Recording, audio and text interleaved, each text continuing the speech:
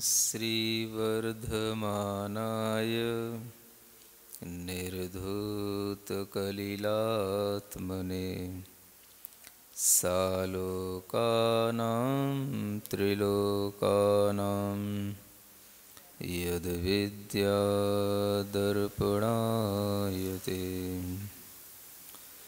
आचार्य समंतभद्र महाराज विरचित रत्न करंडक श्रावकाचार ग्रंथ में गुण व्रतों का वर्णन करते हुए अनर्थ दंड व्रत का वर्णन चल रहा था। 5 प्रकार के अनर्थ दंड व्रत होते हैं जिन्हें क्रम क्रम से समझाया जा चुका है। अंतिम जो अनर्थ दंड व्रत है वह प्रमादचर्या नाम का अनर्थ दंड कहलाता है। कौन सा? प्रमादचर्या। क्या उसका स्वरूप है? आचार्य यहाँ लिखते हैं, क्षिति सलिल दहन पवना रंभं विफलं वनस्पति छेदम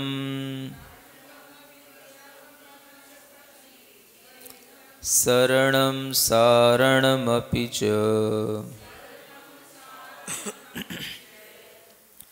प्रमादचर्यां प्रभाषन्ते।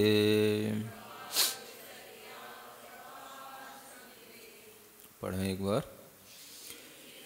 क्षितिसलिल दहन पवना रंभं विफलं वनस्पति छेदम प्रमादचर्यां प्रभासन्ते। 80 नंबर का यह काव्य है जिसमें प्रमादचर्या के बारे में बताया जा रहा है।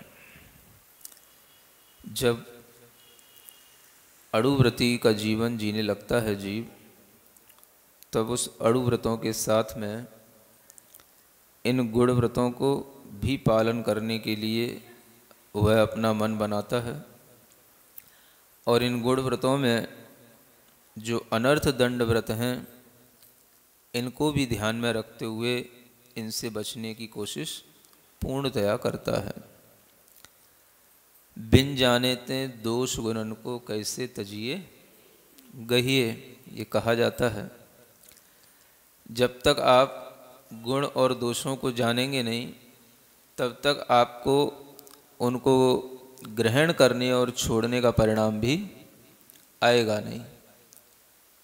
गुणों को ग्रहण करना है तो दोषों को भी जानना होगा, और दोषों को जानने के लिए हमारे जो भीतर दोष हैं वो हमें पता नहीं पड़ते, लेकिन जब वो हमारी क्रियाओं में दिखने लग जाते हैं तो वह सामने आ जाते हैं कि ये भी दोष हुआ करते हैं। प्रमाद एक हमारा मन का स्वभाव सा बन जाता है और मन के अंदर प्रमाद भाव के कारण से, आलस्य भाव के कारण से एक अलग तरीके का मोह पैदा हो जाता है, जिसके कारण से वह प्रमाद को भी अच्छा समझने लग जाता है। हमें अपने ही भावों से मोह होता है। प्रमाद भी हमारा एक भाव है और मोह भी हमारा ही एक भाव है। एक भाव दूसरे भाव को ओवरलैप भी करता है, एक भाव का प्रभाव भी दूसरे भाव के ऊपर पड़ता है, और जब प्रमाद भाव मोह के साथ जुड़ जाता है तो फिर प्रमाद को छोड़ना बहुत कठिन हो जाता है। हर किसी के अंदर ये प्रमाद भाव होता है। चर्या में प्रमाद दिखना ये प्रमाद चर्या कहलाती है। प्रमाद की चर्या में क्या होता है तो आचार्य यहाँ कहते हैं, क्षिति माने जमीन, सलिल माने जल, दहन माने अग्नि, पवन माने वायु, इन सब का आरंभ करना यानी इनकी हिंसा करना, या किसी भी तरीके से इनके साथ में प्रमाद के साथ कुछ ऐसे कार्य करना जिसके माध्यम से इनका घात हो, ये सब आरंभ कहलाता है। और बिना किसी फल के विफलम वनस्पति छेदम, वनस्पति का भी छेद करना, विच्छेद करना बिना किसी फल के, यानी बिना किसी प्रयोजन के। तो जब ये सारी की सारी क्रियाएं बिना प्रयोजन के की जाती हैं तो यह एक बहुत बड़ा अनर्थ दंड कहलाता है और इसका ही नाम प्रमादचर्या है। अपने जीवन में अपनी क्रियाशीलता को, अपनी मन वचन काय की क्रियाओं को रोकने की चेष्टा करना, यह व्रति के अंदर ही आना संभव होता है और ये धीरे धीरे आने लग जाता है। हम जब देखते हैं कि हमारा ये क्रियाओं को रोकने का उद्देश्य क्या है, तो आप देखेंगे कि उद्देश्य एक ही है, अड़ुव्रति के लिए भी और महाव्रति के लिए भी। और वो उद्देश्य क्या है? क्रियाओं को रोकना और रोक कर के निष्क्रिय होकर के बैठना। समझ में आ रहा है? जैसे भगवान बैठते हैं, अपने मन वचन काय की क्रियाओं को रोके हुए दिखते हैं, उसी तरीके से रुकना, उसी तरीके से होना। और इसकी आदत जब हमारे अंदर नहीं होती है तो संस्कार हमारे अंदर अनादिकाल के प्रमाद के, मोह के पड़े रहते हैं। उन संस्कारों को रोकने के लिए ये तरह तरह के नियम कानून बनाए जाते हैं। इन नियम कानूनों की कोई बहुत आवश्यकता नहीं है। यदि आदमी भीतर से थोड़ा सा जागृत हो जाए और ये समझने लग जाए कि प्रमाद क्या होता है और निष्प्रमाद अवस्था क्या होती है, जीवों का घात क्या होता है और घात के बिना कैसे रहा जाता है, अगर ये एक बार में समझ जाए तो इतने सारा समझाने की कोई ज़रूरत ही ना पड़े। लेकिन एक बार में जैसे हिलाने से नींद नहीं खुलती, ऐसे ही एक चीज़ को एक बार में बताने से कुछ भी ज्ञान में जाता नहीं। प्रमाद इतना गहरा होता है कि उसे समझने के लिए, समझाने के लिए भी बहुत सारा आयाम करना पड़ता है और आदमी को खुद अपना प्रमाद समझने में भी जिंदगी निकल जाती है। क्या सुन रहे हो? हाँ, आदमी को खुद अपना आलस्य समझने में कि मैं किस विषय में आलस्य कर रहा हूँ, किस विषय में मैं प्रमाद कर रहा हूँ, और वो प्रमाद में करके भी खुश क्यों हो रहा हूँ, और वो प्रमाद हमारे लिए जरूरी है कि गैर जरूरी है, इस तरीके की बात को समझने में आदमी को जिंदगी निकल जाती है। समझ में आ रहा है? और कोई चीज नहीं है, दो ही चीजें हैं, एक प्रमाद और एक अप्रमाद। आप देखेंगे जब 14 गुणस्थान की बात होती है तो 6 गुणस्थानों तक प्रमाद कहा है, और ऊपर के 7वें आदि गुणस्थानों में जहां अप्रमाद होता है तो वहां पर फिर कुछ काम नहीं होता है। जहां से वास्तव में निष्प्रमाद अप्रमाद दशा शुरू होती है, वहां पर कोई एक्टिविटी नहीं रह जाती, ना अच्छी ना बुरी। वहां क्या है? सिर्फ ध्यान होता है। समझ आ रहा है? जहां तक क्रिया है वहां तक ध्यान नहीं है, जहां से ध्यान शुरू होता है वहां पर कोई क्रिया नहीं होती, और जहां तक क्रिया होती है वहां तक प्रमाद संभव है, और जहां से ध्यान शुरू हो जाता है वहां पर अप्रमाद अवस्था आ जाती है। प्रमाद से रहित होने का मतलब है कि आप ध्यान पूर्वक जी रहे हो। प्रमाद से रहित होने का मतलब है कि आप समझ रहे हो हिंसा क्या है, अहिंसा क्या है। नियम दिलाने से आपके अंदर वह निष्प्रमाद अवस्था आ जाए जरूरी नहीं है, लेकिन अगर आपको ज्ञान होगा इस बात का कि ये प्रमाद क्या करता है और अप्रमाद अवस्था होने पर क्या होता है, तभी आपके लिए इस प्रमाद से बचने का सही भाव आएगा। ज्ञान होना चाहिए, और ये ज्ञान होने के लिए ये सब शिक्षा दी जाती है। ये शिक्षा तो हमें केवल बाहर से रोकती है। मान लो यहां पर कहा गया है पृथ्वी को बिना वजह खोदना नहीं। जल को बिना वजह ढोलना नहीं, हवा इत्यादि के साधनों को भी बिना वजह चलाना नहीं, वनस्पतियों को बिना वजह तोड़ा फाड़ी करना नहीं, किसी भी तरह की अग्नि आदि को भी जला करके छोड़ जाना या उस पर कोई ध्यान नहीं देना, इस तरीके की बिना वजह की क्रियाएं करना नहीं। अगर आदमी जागृत हो, उससे अगर हिंसा अहिंसा का ख्याल हो, तो ये बात तो उसकी अड़ु व्रतों में ही छूट जानी चाहिए, लेकिन नहीं छूटती। आचार्यों को भी पता है, पंचम काल के जो जीव हैं ये जो है महाढीठ हैं। ढीठ समझते हो? हाँ, ये इस तरीके की दुष्प्रवृत्ति वाले जीव होते हैं। आचार्यों को पता है इस हुंडा अवसर्पणी काल में सारे के सारे जीव, समझ आ रहा है? हाँ, एक तो बहुत ढीठ होते हैं, वक्र बुद्धि के होते हैं, और जिनको जितना समझाया जाए उतना भी समझने में प्रमाद कर लेते हैं, उसमें भी कहीं ना कहीं कुतर्क करने लग जाते हैं, उसमें भी रास्ते निकाल लेते हैं कि ऐसा हम इसलिए नहीं कर रहे हैं क्योंकि हमारे साथ ऐसा हो रहा है। एक बात को ही समझाने में सबको समझ में आ जाना चाहिए था, लेकिन 5 अड़ुव्रतों को समझाने के बाद भी ये 5 अनर्थ दंड व्रत बताए जा रहे हैं, और इसमें भी वही बात है जो बात अड़ुव्रतों में थी। व्यर्थ में किसी भी तरह की हिंसा करना ये छूटता नहीं, आदत पड़ी हुई है। किसी भी तरह की हिंसा जो हमारे लिए कोई प्रयोजन नहीं रख रही है, जिसका कोई पर्पस नहीं है, लेकिन फिर भी हम बिल्कुल केयरलेस होकर के उसको करते रहते हैं, उस तरह की एक्टिविटी को रोकने के लिए यहां पर कहा जा रहा है कि आप ऐसा मत करना, ऐसा मत करना, ऐसा मत करना।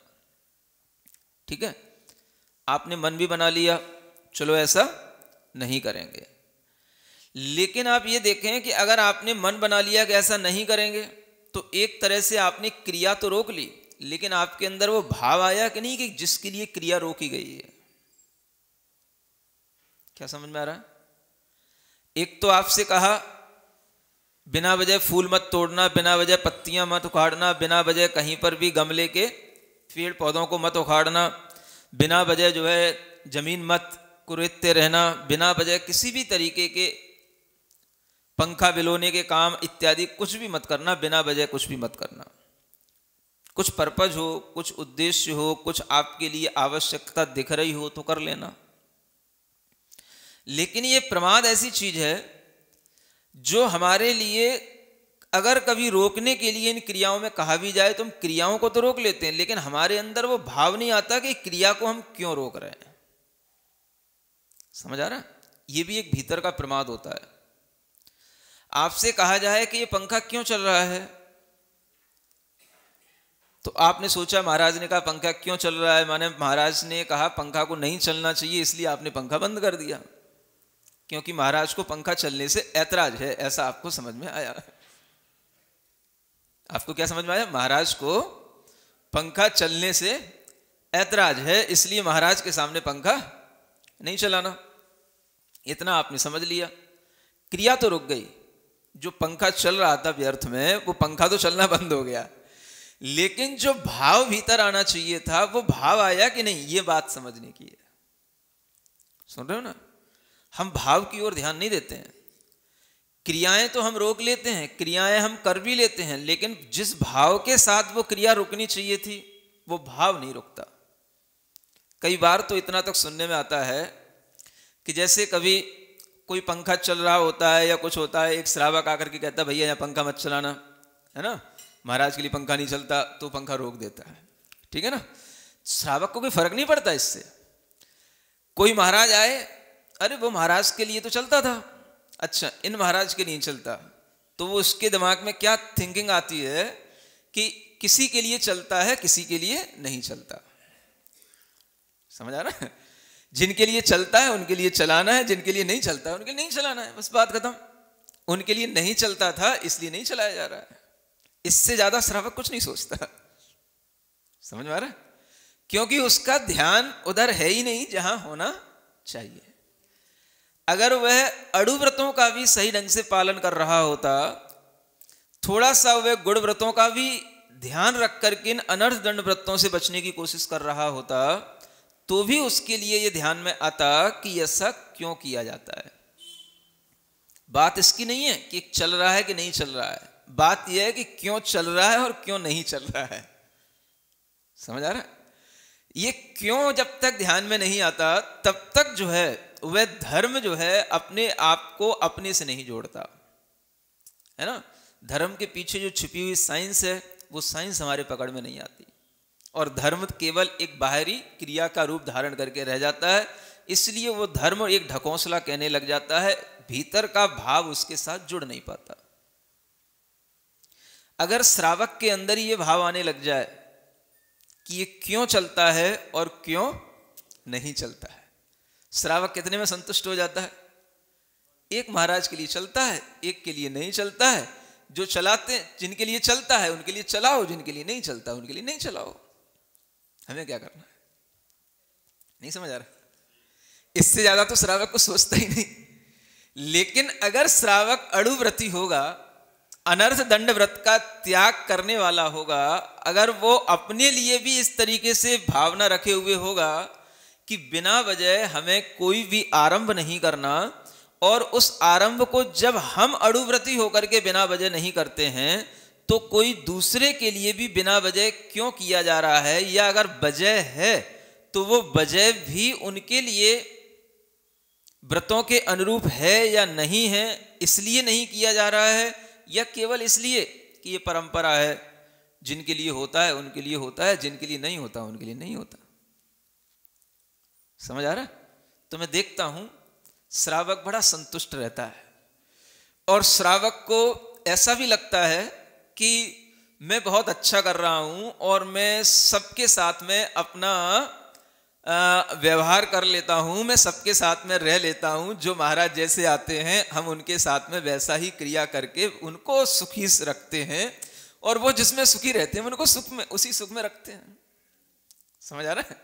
श्रावक के लिए बस इतना ही ज्ञान रहता है, और वो श्रावक अगर वास्तव में अड़ुव्रतों का पालन करने वाला हो और इस तरह से सोचने वाला हो, तो सोचेगा कि देखो, जब हम अनर्थ दंड व्रत का त्याग करके इस तरह से बिना प्रयोजन के भी जब हम इस तरह से नहीं करते हैं, तो महाव्रती के लिए ये क्यों नहीं किया जाता, तो उसको उसका कारण समझ में आएगा। समझ में आ रहा है? किसी भी चीज का जब तक हम कारण नहीं समझते तब तक इन सब क्रियाओं का फिर कोई महत्व नहीं रहता। अब आप कहोगे महाराज यहां कारण तो बताया ही नहीं गया, आप अपनी तरफ से बता रहे हो। यहां तो कुछ लिखा ही नहीं। यहां तो क्या लिखा है? बस ऐसा बिना प्रयोजन के, विदाउट पर्पस कुछ करना नहीं है, केयरलेस होकर के, है ना। तो जब हमारे लिए कुछ और कारण नहीं बताया गया तो हम कारण कहां से लाएं? अब आचार्य आपको हर एक क्रिया के साथ कारण कारण कारण लिखते रहेंगे। जब ये सम्यक चारित्र का चैप्टर शुरू हुआ था तब सबसे पहले ही एक कारण दे दिया था। क्या कारण दिया था पता है किसी को? हाँ, अब पलटो पीछे के पन्ने। जहां से ये अड़ुव्रतों का वर्णन, ये चारित्र का वर्णन शुरू हुआ था, वहां से सबसे पहले ही श्लोक से, पहले भी श्लोक में बताया और दूसरे भी श्लोक में बताया। क्या बताया? हाँ, राग द्वेष निवृत्ते चरणम प्रतिपद्यते साधु। राग द्वेष की कमी करना है, राग द्वेष से निवृत्ति करना है। ये प्रवृत्तियां क्यों रोकी जाती हैं, ये उद्देश्य भी तो ध्यान में रखो। बार बार क्या कहा जाएगा? हम तो इतने ढीठ हैं या इतने वक्र बुद्धि वाले हैं कि जितना कहा गया है उतना ही सामने रखते हैं, और जो पिछला कहा गया है वो भूल जाते हैं, जो उद्देश्य है वो भी भूल जाते हैं, बस क्रिया सामने रह जाती है। क्या समझ आ रहा है? ऐसा नहीं लगता? सभी हैं ढीठ में, तो फिर सभी ढीठ हो जाते हैं। पंचम काल में तो सभी हैं, आप चिंता क्यों कर रहे हो? हम भी उसी में हैं। लेकिन ध्यान रखना पड़ता है कि ये उद्देश्य क्या, तो उद्देश्य सबसे पहले बताया गया है। समझ आ रहा है? जहां से चारित्र अधिकार शुरू हुआ वहीं से उद्देश्य शुरू कर दिया था, राग द्वेष की निवृत्ति के लिए ये करना है। तो अगर आप इस तरीके की क्रियाएं कर रहे हैं तो या तो आपको राग हो रहा है या द्वेष हो रहा है? समझ आ रहा है? जीवों के प्रति आपको द्वेष होगा तो आप उन्हें बिना वजह मारेंगे, बिना वजह उन्हें परेशान करेंगे। जो कोई भी वनस्पति इत्यादि है या हवा इत्यादि है उसको बिना वजह भी चला करके आप खुश होंगे।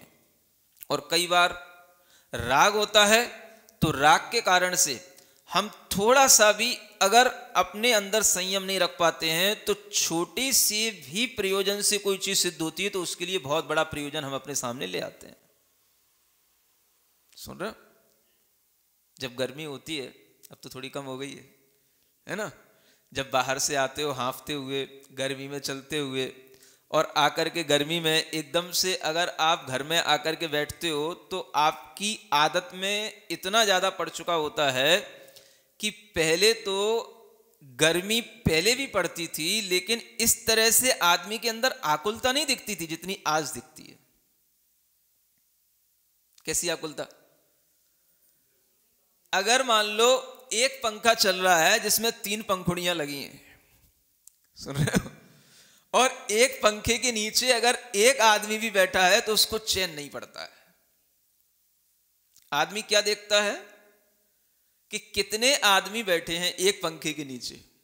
अब आदमी कैसा गणित लगाता है, अगर 10 लोग बैठे हैं और एक पंखा चल रहा है तो उसे गर्मी इसी बात से लगने लग जाती है कि 10 लोगों के लिए एक पंखा, बिना वजह उसको गर्मी इसी बात से लगने लग जाती है। समझ आ रहा है?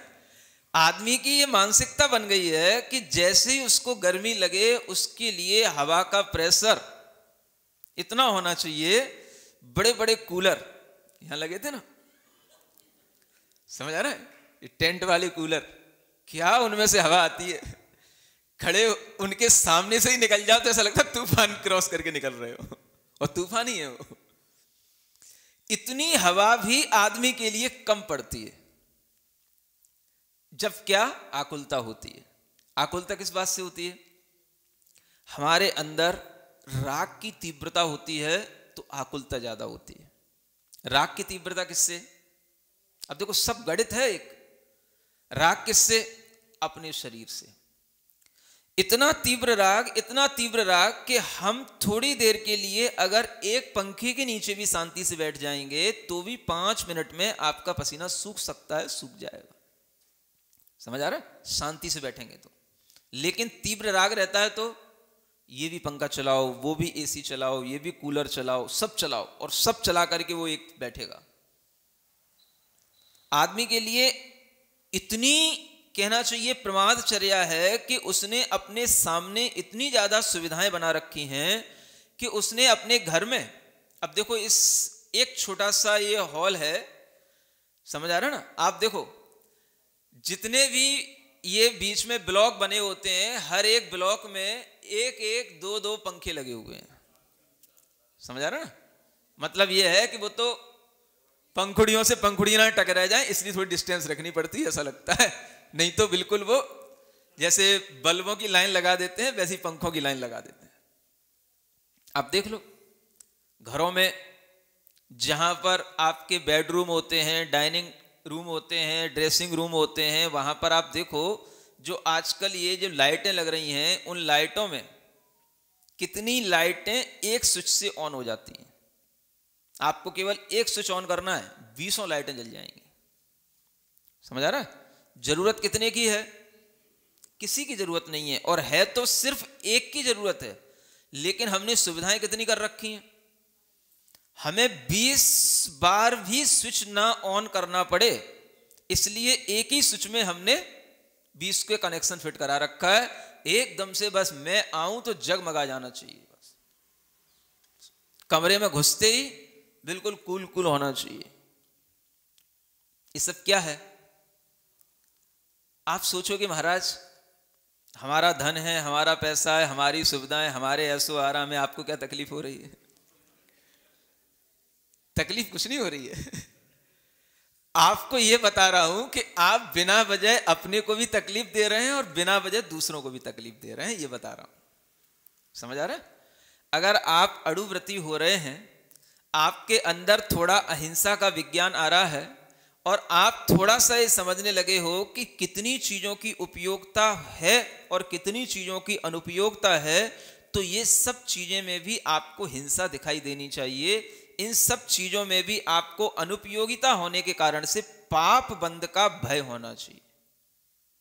वो नहीं होता, पाप बंध का भय नहीं होता, न अपने लिए होता न दूसरे के लिए होता।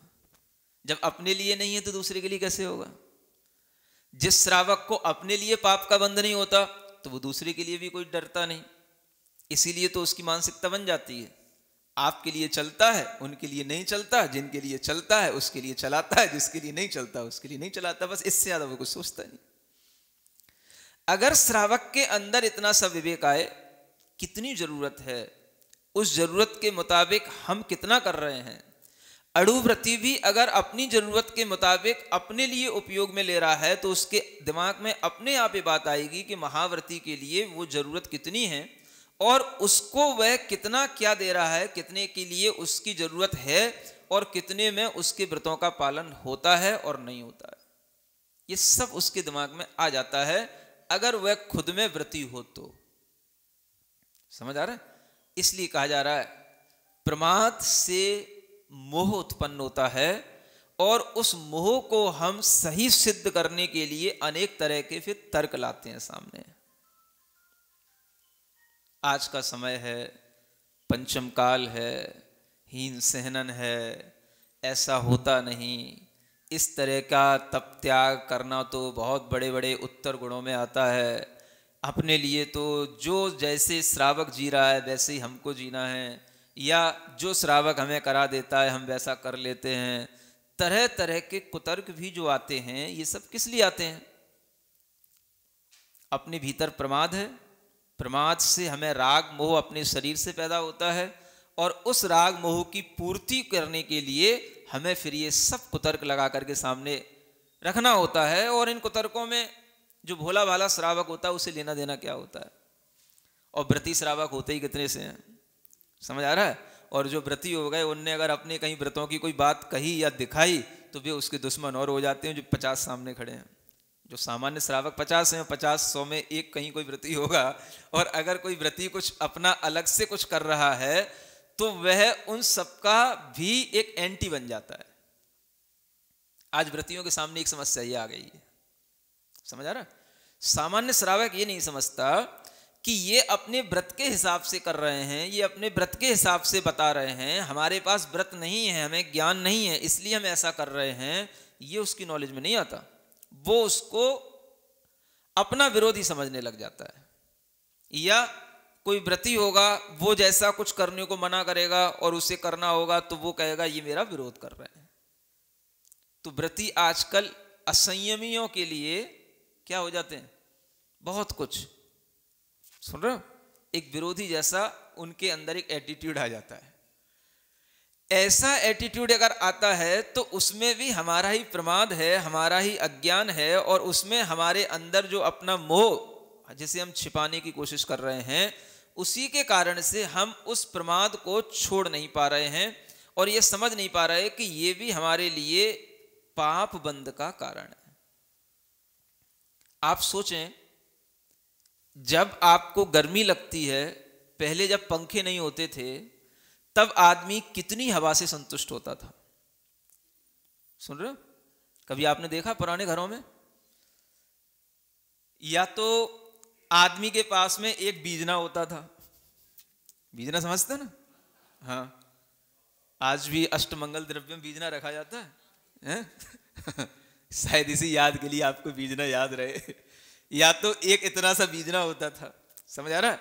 कोई बहुत बड़ा राजा महाराजा होगा तो भी क्या होता था, उसके आगे पीछे जो है एक क्या बोलते हैं उसको, कोई भी ऐसी चीज जो है जो रस्सी से बंधी हुई हो और उसको बस जो है वो खींचता रहे, हिलाता रहे, हल्का हल्का सा हवा उससे आता रहता है, समझ आ रहा है? और उतने में आदमी संतुष्ट हो जाता था। किसी को ऐसी आफत नहीं पड़ती थी, आकुलता नहीं पड़ती थी कि इन तूफानों के सामने खड़े हो जाओ, गिर पड़ो, मुंह बाके बिल्कुल एसी में पड़े रहो। इतनी आकुलता नहीं पड़ती थी। पहले भी गर्मी पड़ती थी, ऐसा नहीं है कि अब गर्मी ज्यादा पड़ने लगी है, ये सब तो व्यर्थ की बातें हैं। हर साल गर्मी उतनी पड़ती है और हर साल रिकॉर्ड टूटते हैं। समझ आ रहा है ना?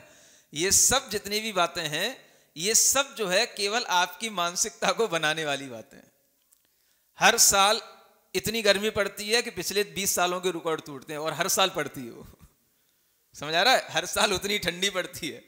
ये सब बातें सुन सुन करके अब आपके दिमाग में बैठना चाहिए कि गर्मी ना तो बढ़ रही है ना ठंडी बढ़ रही है। पहले भी गर्मी इतनी रहती थी, ठंडी इतनी रहती थी, लेकिन आदमी के अंदर इतना राग द्वेष नहीं होता था। आप कहोगे पहले इतने अच्छे साधन नहीं थे। समझ आ रहा है?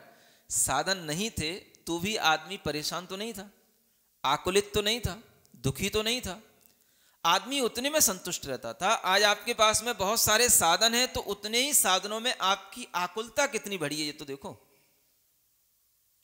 अब एक पंखा अगर कहीं एक कमरे में चल रहा हो तो समझना बहुत, कहना चाहिए, गरीब किस्म का आदमी होएगा ऐसा करने वाला। तो है एक कमरे में अगर एक पंखा चल रहा होगा, एक कमरे में अगर एक लाइट जल रही हो, कैसा कमरा है। समझ आ रहा है? जब तक कि वो पूरा, कौन सी वो तब नहीं नहीं ये प्लास्टर सीमेंट वाला जो पीओपी, हाँ प्लास्टर। समझ आ रहा है ना? ये जो पीओपी से डिजाइन बन करके और अंडरग्राउंड लाइट की फिटिंग होकर के जब उसके अंदर से ये लाइटें जब एक साथ जलती हैं तो कितनी लाइटों का हम उसमें उपयोग कर रहे हैं और कितनी लाइटें उसमें उपयोगी हैं ये हमारे ज्ञान में आता नहीं है। सुन रहे हो? जहां हम एक बल्ब से काम चला सकते थे, एक पंखे से काम चला सकते थे, हमने अपने घरों में कितना सारा ये सब कर रखा है। तो पहले का आदमी थोड़े में काम चलाता था, संतुष्ट रहता था, राग कम होता था, प्रमाद कम होता था, इसलिए आदमी को पाप का बंध कम होता था। अब पाप के बंध की चिंता किसे है? समझ आ रहा है? पैसा है तो शायद इसीलिए है। स्टैंडर्ड बनाने में भी हमारे लिए कितना पाप का बंध हो जाता है। और अगर मान लो हो भी गया तो आपके लिए उस चीज का उपयोग करना या नहीं करना ये तो आपके ऊपर है।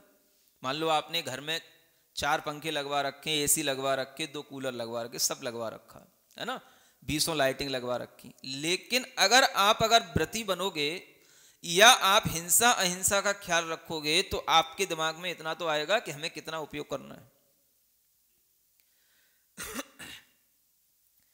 स्टैंडर्ड के लिए हमने बना रखा है, चलो ठीक है बना लो, ताकि कोई ये ना कहे कि भाई ये आदिम काल के जमाने के लोग हैं, आदिवासी लोग हैं, है ना। चलो कोई बात नहीं, आपने बना लिया, लेकिन आप उसका उपयोग तो सीमित कर सकते हो। अगर उपयोग सीमित करना सीख गए तो भी ये बात सिद्ध हो जाएगी कि आपको प्रमादचर्या से बचना आता है। समझ आ रहा है? धीरे धीरे पंखों का आविष्कार हुआ, इलेक्ट्रिक वाले पंखे चलने लगे, तो फिर चलो एक पंखा भी पहले घरों में होता था तो बड़ी बात होती थी, नहीं होता था। समझ में आ रहा है ना? जो 40 साल पुराने लोग बैठे उनसे पूछ लो। फिर एक पंखे के बाद जब कूलर आया, अरे भाई फिर तो बहुत बड़ा घर हो गया, बहुत बड़ी बात हो गई, कूलर आ गया घर में। समझ आ रहा है? तो सब उस कूलर के सामने बैठने लगे। फिर कूलर में भी एक कूलर से काम नहीं चलता तो कई कूलर लगने लगे। पहले घर में एक कूलर होता था, अब हर कमरे में अलग अलग कूलर होते हैं। अब कूलर कौन चलाता है महाराज, अब तो एसी आ गए। अब जितने घर में कमरे उतने ही एसी लगने हैं। समझ आ रहा है? ये सब चीजें हमारे लिए कितनी उपयोग में आ रही हैं, ये हमारे जीवन में इनका कितना सदुपयोग हो रहा है और कितना हम इनका दुरुपयोग कर रहे हैं, इस बात पर आपको ध्यान देना पड़ेगा। तब आप इन अनर्थ दंड व्रत से होने वाले पाप बंध से बच पाएंगे, है ना। चीजें रखना चलो हमें मानना पड़ेगा, क्योंकि संसार में रहने के लिए अपना अच्छा घर बनाना पड़ता है, हमें स्टैंडर्ड बनाना पड़ता है, सब चीजें रखनी पड़ेंगी, यहां तक हम मान लेते हैं। लेकिन उपयोग करना ये आपके हाथ में है। ये आपको अपने अंदर पाप के भय से उसके उपयोग में कमी लानी पड़ेगी। इतना तो कर पाओगे। अब हम ऐसे मकानों में तो नहीं रह सकते जहां पंखा ना लगा हो, है ना। तो पंखा, कूलर, एसी सबकी जरूरत है, मैं मानता हूं। लेकिन यहां जो आचार्य कह रहे हैं, अगर आपको राग द्वेष की कमी करना है तो बिना वजह भी अगर आप इन चीजों का प्रयोग करना बंद कर देंगे या आवश्यकता से जो अधिक प्रयोग किया जा रहा है इसको कम कर देंगे तो ये आपके लिए बहुत बड़ा अनर्थ दंड व्रत से होने वाला पाप रुक जाएगा। सुन रहे हैं? कितनी ही बार कितनी ही जगहों पर व्यर्थ के पंखे चलते रहते हैं। समझ आ रहा है? सार्वजनिक जगहों पर तो शायद इसलिए चलते रहते हैं क्योंकि हमारा घर तो है नहीं। मंदिरों में भी मैं देखता हूं कई बार एक आदमी भी अगर बैठता है कहीं पर तो उसके नीचे ही बैठेगा जहां पर पंखा लगा होगा। समझ आ रहा है? चलो कोई बात नहीं, पंखे के नीचे बैठ गया, लेकिन जब जाता है तो उसको खुला छोड़ के चला जाता है। इतना भी नहीं कि जितना हमने देर उसमें बैठा उपयोग किया उतना ही देर हम उसमें बैठे हैं, जब जा रहे हैं तो चलो कम से कम अब कोई नहीं यहां तो बंद करके चले जाए। इतना तो सीखें। अगर हम ये सब चीजें सीखेंगे तो आपके लिए एक बहुत बड़ा प्राइज मिलेगा। क्या मिलेगा? काय का प्राइज मिलेगा? पुण्य का तो मिलेगा ही। अगर आप इस तरीके की वृत्तियां सीखेंगे तो आपसे दूसरे लोग ये सीखेंगे कि देखो पर्यावरण की सुरक्षा में, पर्यावरण में इनका कितना बड़ा योगदान है। आज आप देखें पर्यावरण किन चीजों से बिगड़ रहा है। हमारी इन सब चीजों की अत्यधिक उपयोगिता के कारण से ही पर्यावरण बिगड़ा हुआ है। समझ आ रहा है?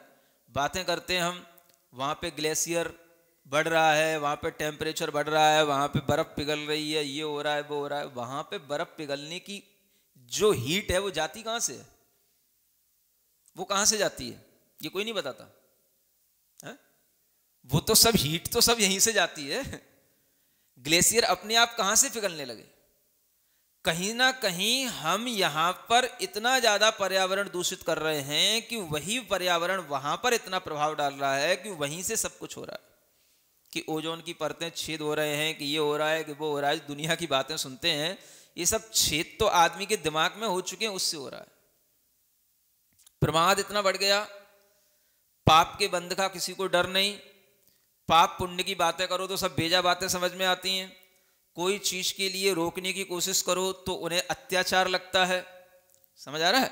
पढ़े लिखे लोगों को अब किस तरीके से आपको समझाया जाए कि भाई ये पर्यावरण कैसे सुरक्षित रहे। आखिर आप देखो पर्यावरण किसका नाम है? पृथ्वी, जल, अग्नि, वायु, वनस्पति। समझ आ रहा है?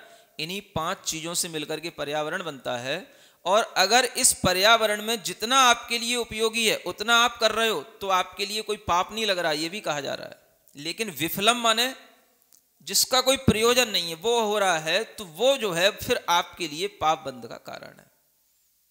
आप देखो कितना पानी आपके लिए उपयोग में आता है और कितना आप दुरुपयोग करते हैं पानी का।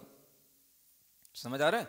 जब पानी आ ही रहा होता है फोर्सली तो ऐसा लगता है आपको कि सारा घर इससे धो डालूं। एक एक गाड़ियों को धोने में कितने लीटरों पानी खराब करते हैं लोग, पता नहीं होता है। समझ आ रहा है? सुबह से पानी का बर्बादी, सुबह से अग्नि की बर्बादी, सुबह से हवा, तरह तरह की इतनी चीजें हैं कि अगर उसका हम बाहर कोई भी तरीके से रेस्पॉन्स देखते हैं तो इतना पर्यावरण दूषित दिखाई देता है कि हम तो कई बार दिल्ली में ऐसी कॉलोनियों में भी फंस गए थे कि जहां पर मैं मतलब रात में सो नहीं सकता।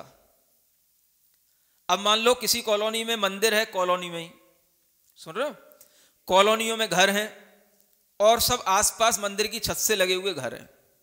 सबके घरों में एसी लगे हुए हैं और सबकी एसी की हवा किधर जाएगी? जो सब बाहर फेंक रहा है। समझ आ रहा है? और उन छतों पे हम लेटे हुए हैं। इतनी गर्मी नहीं भी होती है तो वो गर्मी झेलनी पड़ती है। चारों ओर जो एसियां लगी हुई हैं उनकी इतनी गरम गरम हवाएं अपने ऊपर इतनी आती हैं कि सबकी ऐसा लगता है सब एसी मेरे ही ऊपर लगे हुए हैं। समझ आ रहा है? इतना ही फर्क है, उनके लिए ठंडे एसी है, अपने लिए गर्म एसी है। ये पर्यावरण इतना दूषित हो जाता है कि आप महसूस नहीं कर सकते। जहां पर जितने ज्यादा इन चीजों के प्रयोग हैं वहां पर उतना ही ज्यादा वायु का प्रदूषण है, वहां पर उतनी ज्यादा गंदी विषैली हवाएं हो गई हैं और उतना ही ज्यादा शरीर को नुकसान पहुंचाने वाली चीजें हैं। आज भी दिल्ली के लोग जब यहाँ आते हैं तो यहाँ पर आने के बाद में उन्हें बड़ा अच्छा फील होता है। समझ में आ रहा है? क्यों? क्योंकि वहां की हवा में और यहाँ की हवा में बहुत अंतर है। हाँ, ऐसी ऐसी कॉलोनियां रात रात भर जो है मतलब अलग तरीके की बेचैनी रहती है। हवा ही नहीं, शुद्ध हवा ही नहीं, तो बेचैनी के अलावा और क्या होगा? समझ आ रहा है? तो ये सब चीजें जो हमने प्रदूषित कर रखी हैं, हम तो आराम से एसी लगा करके सो गए। अब वो जो गरम गरम हवाएं जो उसकी निकल रही हैं, ये जितना ज्यादा प्रदूषण पैदा कर रही हैं, उससे ज्यादा प्रदूषण और किसी चीज से होता नहीं। समझ आ रहा है? ये दुनिया में जो वातावरण गर्म हो रहा है, ये सब यहां से गर्म हवाएं जा रही हैं, इसका जो ये दुष्प्रभाव पड़ रहा है, ये किसी को समझ नहीं आता। अगर आप पहले एक पंखा में, एक कूलर में अपना काम चलाते थे, तब इतना प्रदूषण नहीं होता था जितना इन एसियों ने प्रदूषण कर रखा है। समझ आ रहा है? कोई भी पर्यावरणविद चिल्लाएगा तो पर्यावरण दूषित हो रहा है, ये हो रहा है, वो हो रहा है, लेकिन किसी भी कारण की गहराई पर कोई नहीं जाएगा। कौन आफत मोल ले? अगर एसी के बारे में बोलने लग जाओगे तो सारे अमीर अपने ही ऊपर टूट पड़ेंगे। समझ आ रहा है? हाँ, ये कहेंगे ये कैसी बेवकूफी की बातें कर रहा है। तो कोई भी उस बात की तह में नहीं जाना चाहता है, लेकिन उस कार्य को जो देख रहे हैं ये गलत हो रहा है, गलत हो रहा है, उसके लिए सब चिल्ला रहे हैं। आप सोचें, एक अणुव्रती अपने आप में इस पर्यावरण की सुरक्षा के लिए कितना बड़ा योगदान देने लग जाता है, और जब महाव्रती होगा तो कितना बड़ा योगदान होगा। उसके लिए ना अग्नि की जरूरत है, ना पंखे की जरूरत है, ना लाइटों की जरूरत है, ना एक्स्ट्रा पानी की जरूरत है, कुछ भी नहीं। समझ आ रहा है? कितना बड़ा योगदान है उसका इस पर्यावरण को सुरक्षित बनाए रखने में। ये बात आप लोगों के जब गले नहीं उतरती है तो दूसरों के गले कैसे उतरेगी? जब आप ही को इस तरीके का साइंस कुछ पता नहीं है तो दूसरों को क्या हम बताएंगे? और जब आपको पता नहीं है तो आपके अंदर भी वही बात आती है, जिनके लिए चलता है उनके लिए चलता है, जिनके लिए नहीं चलता उनके लिए नहीं चलता। अब क्यों नहीं चलता, क्या नहीं चलता, उनकी वो जाने। क्यों नहीं चलता, हमें क्या जानने की जरूरत है क्यों नहीं चलता? समझ में आ रहा है? ये सब चीजें अगर व्यक्ति जानने लग जाए तो अपने आप उसके अंदर ये भाव आएगा कि वास्तव में अगर हम अहिंसा का पालन करना चाहते हैं तो हमें इस तरह की बिना वजह की चीजों से होने वाले पाप बंध से अपने को बचाना है। तो केवल हमें बाहरी चीजों पर रोक नहीं लगाना है, चीजों के साथ साथ भाव भी भीतर से रखना है कि ये क्यों कर रहे हैं, इसमें क्या होता है। जितना ज्यादा हम इन चीजों का उपयोग करेंगे उससे क्या होगा? बोलो क्या होगा? हिंसा होगी, प्रमाद भी होगा, क्योंकि प्रमाद भीतरी कारण है, हिंसा जो दिख रही है वो बाहरी चीज है।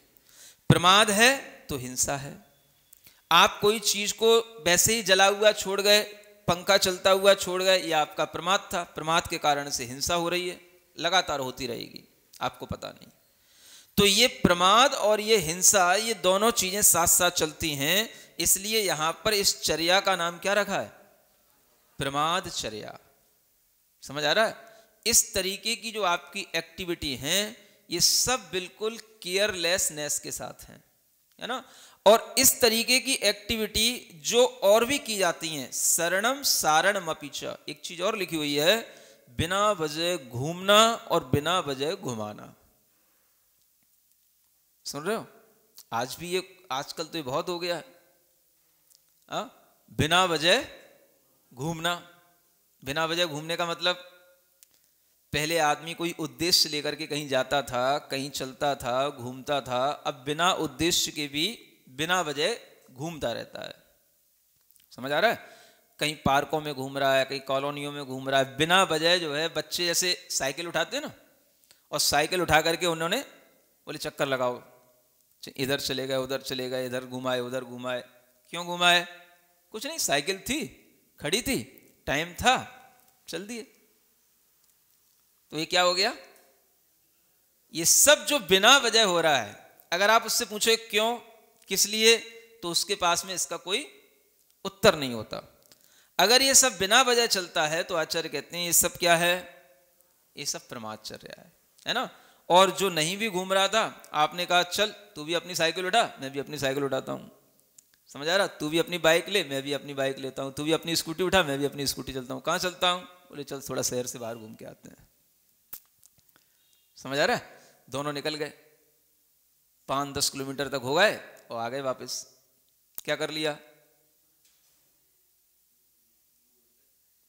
जितने भी लड़के बाइकों पर, स्कूटियों पर जो बहुत तेजी से गाड़ी चलाते हुए मिलते हैं, ये सब कोई काम से जा रहे होते हैं कहीं?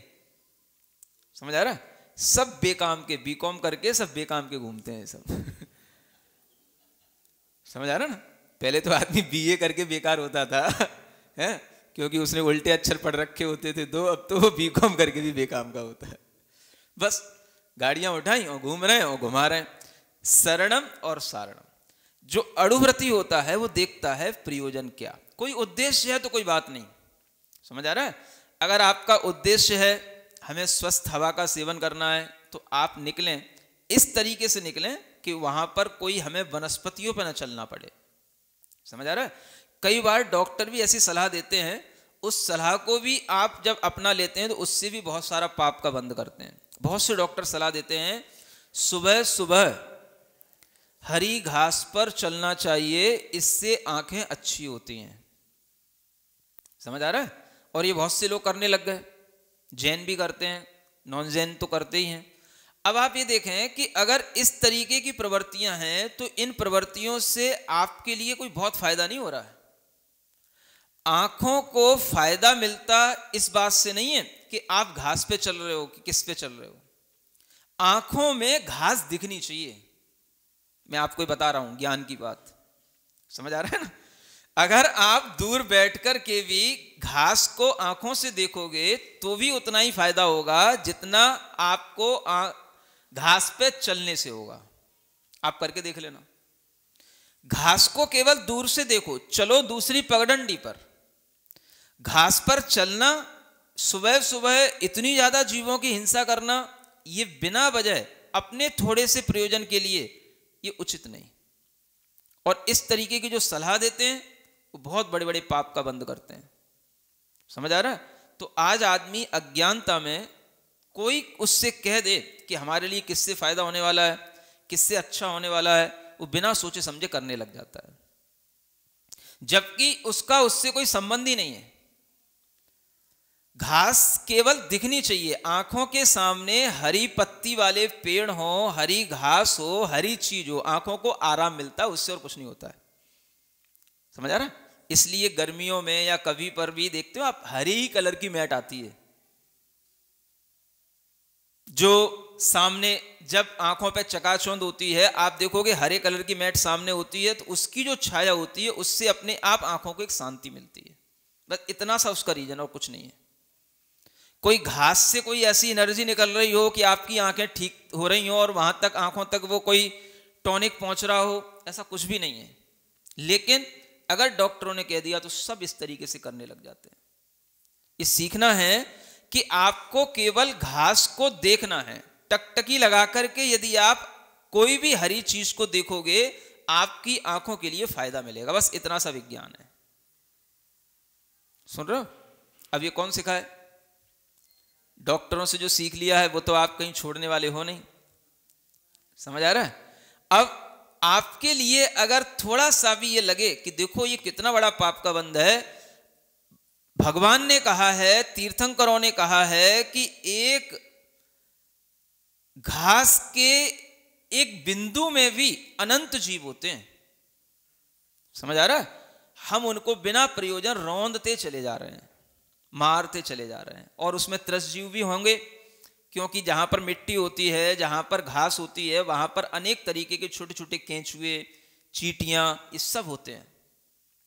समझ आ रहा है? और उनके ऊपर हम पैर धरते हुए आराम से टहलते हैं और दूसरों को भी टहलाते हैं और कहते हैं कि इससे हमारी आंखें ठीक होती हैं, स्वास्थ्य के लिए अच्छा होता है। इतना भी क्या स्वास्थ्य है कि आप अनंत जीवों का घात करो तब आपके लिए कोई स्वास्थ्य मिले? हाँ, इसके बिना भी काम चल सकता है कि नहीं चल सकता? कि जितने भी लोग हैं वो सब इसी तरीके से अपना स्वास्थ्य बनाते हैं? ऐसा भी कुछ नहीं है। ये हमने एक्स्ट्रा बीमारियां पाल ली, ये हमने ज़्यादा अपने अंदर ज्ञान ले लिया और उसके कारण से समस्याएं सामने आ गई। समझ आ रहा है? तो इस तरह के पाप से बचना, ये सब कुछ सीखना है, केवल उपदेश सुनना नहीं है। क्या करना है? हाँ। और अगर कहीं पर कोई व्यक्ति इस तरह से करता है, कहता है भैया ये क्यों बिना वजह लाइट जल रही है, क्यों बिना वजह गैस जल रही है, क्यों बिना वजह पंखे चल रहे हैं, तो आप उसको ये समझें कि इसके अंदर जीव दया का भाव है, इसलिए ऐसा कह रहा है। ऐसा नहीं है कि वो आपको केवल रोक रहा है। समझ आ रहा है? और उसके अंदर कैसा भी भाव हो, आपको तो पता होना चाहिए कि ये ऐसा क्यों कह रहा है, क्यों बोल रहा है। अगर ये चीजें सीखेंगे तब इस सब चीजों का कोई मतलब है। नहीं तो आप इनको भी अपनी आदत बना सकते हैं। आपके अंदर दया भाव के बिना भी ये सब चीजें आदत में आ सकती हैं, उससे कोई बहुत फायदा नहीं होगा। फायदा किससे होगा? जब हम इसके साथ में अपनी भावना जोड़ें। ठीक है ना? तो ये 5 अनर्थ दंड व्रतों के 5 अतिचार और बताए जाने हैं। कंदर्पम कौत्कुच्यम मौखर्यमति प्रसादनम पंच असमीक्ष्य चाधिकरणम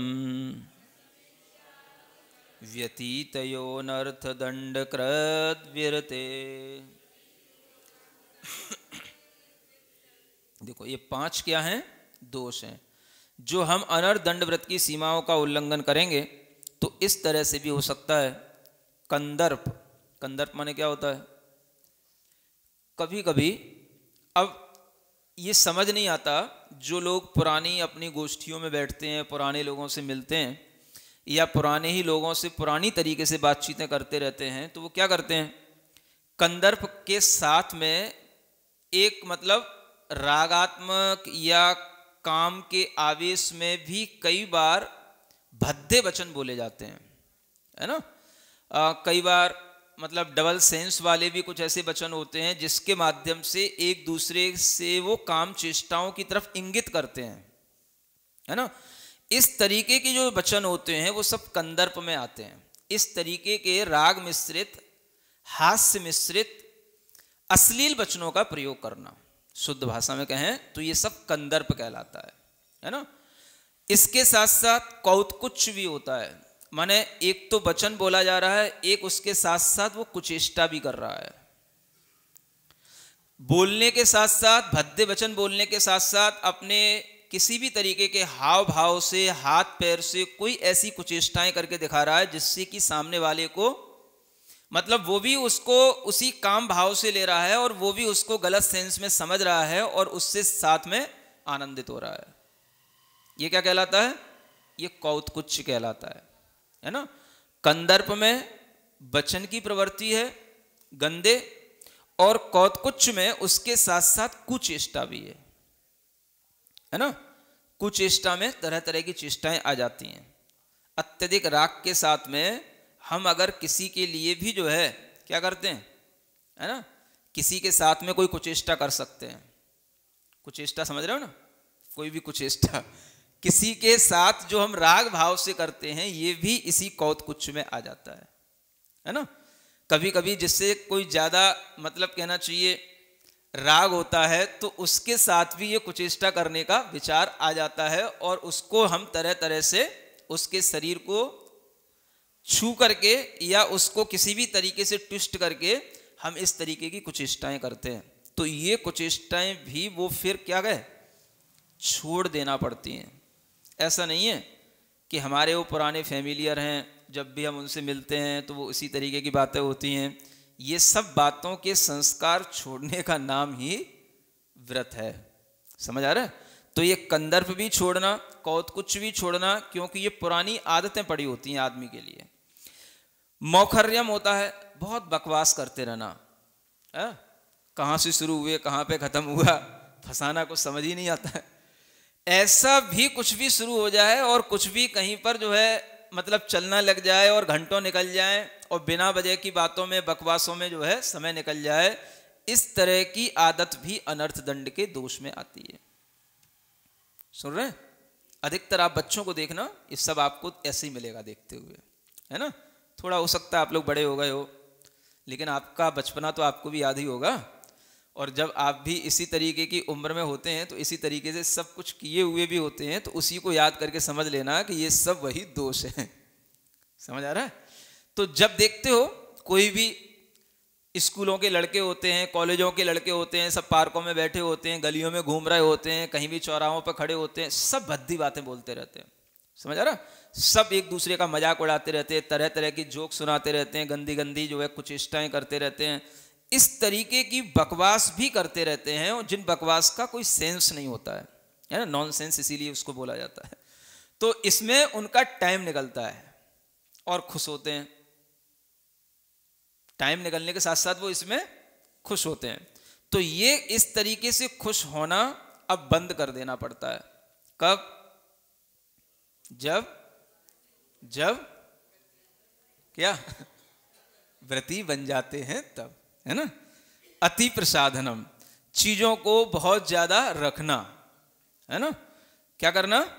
बहुत ज्यादा, आवश्यकता इतनी नहीं है उससे भी ज्यादा चीजों को अपने पास में रखना, ये अति प्रसाधन कहलाता है। अब वो आपकी मर्यादा में आ रहा है, लेकिन फिर भी वो जो है अति हो सकती है उस चीज की, है ना, कि अति प्रसाधन में सब कुछ आ जाता है। अब जैसे मान लो इसमें अगर हम प्रसाधन शब्द को देखें तो जितनी भी प्रसाधन सामग्री है उसमें अति करना, ये अनर्थ दंड व्रत में आएगा।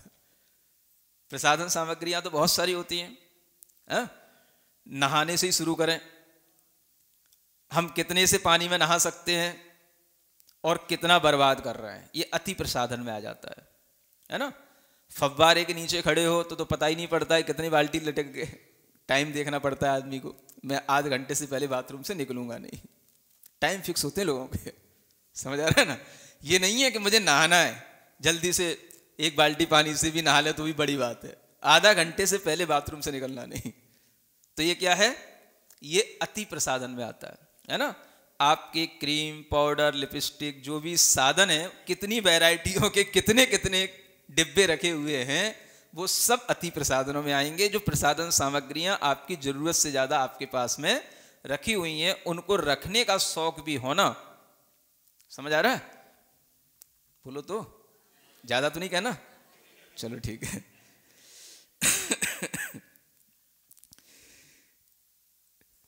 कुछ नहीं कह रहा। असमीक्ष चाधिकरणम, है ना। चलो आगे बढ़ता हूं। बिना प्रयोजन के भी कुछ चीजों को एक तो अति रखना, और एक जो है बिना विचारे ही ज्यादा प्रवृत्ति करना, है ना। मान लो आप पाउडर लगाने बैठे, अब खूब सारा रखा हुआ है, तरह तरह के डिब्बे रखे हुए हैं, हर डिब्बे में से थोड़ा थोड़ा लगाया, पोत लिया। समझ आ रहा है? 4 तरीके की लिपस्टिक रखी हुई है, अब कौन कौन सी कब लगाएं, उसी में दिमाग खराब होता है। समझ आ रहा है ना?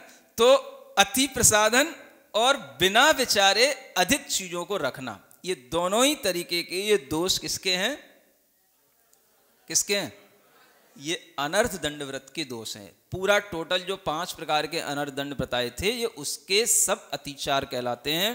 इन सब अतिचारों से बच करके आप अपने व्रतों को अच्छे ढंग से पाल सकते हैं। ये सब अड़ुव्रती लोग इन चीजों पर ध्यान दें। बोलो महावीर भगवान की।